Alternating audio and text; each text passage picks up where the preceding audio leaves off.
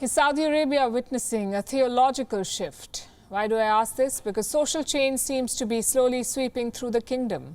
After opening cinemas, allowing Christmas celebrations and letting women drive, also permitting them to attend concerts, the kingdom will now let women serve in the armed forces. That's right. Saudi women can now join the Royal Navy, Army, Air Force and the Armed Forces Medical Services. This is not a big reform, some would say, but for a country where life has been curtailed by uncompromising religious police for decades, it is a major step in the right direction. Better late than never, we say. According to the Saudi Ministry of Defense, men and women can now apply for equal positions in the military through a unified admission portal. Under this, women will be recruited as soldiers, lance corporals and sergeants. There are some caveats. Those applying must be between the age of 21 and 40, must be 155 centimeters tall and have a high school education. Also, they cannot be married to a non-Saudi man. Now, this move is part of Crown Prince Mohammed bin Salman's Vision 2030 initiative, where women are being allowed to advance in various fields.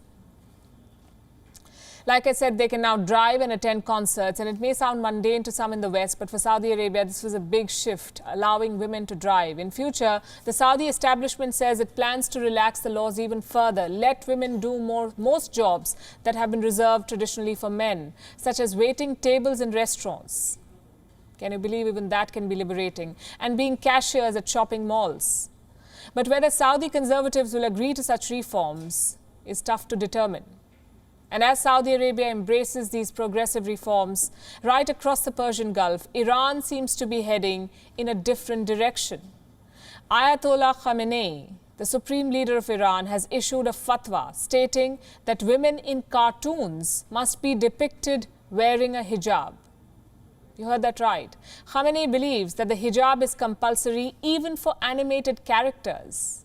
He said, and I quote, "Although wearing hijab in such a hypothetical situation is not required per se, observing hijab in animation is required due to the consequences of not wearing hijab," whatever that's supposed to mean. Now remember, ever since Iran's Islamic revolution 40 years ago, women have been forced to don the hijab. There are no laws compelling them to do so, but government officials have set certain dressing standards for women, like forcing them to cover their hair for the sake of modesty, they say. Those who do not are often reprimanded, sometimes fined, even arrested. It's a story of contrasts, and yet so similar. Gender remains to be a big battleground for Islamic nations. Some are slowly moving towards change, others seem to be moving backwards. Gender equality remains a mirage in these deserts. WION is now available in your country. Download the app now and get all the news on the move.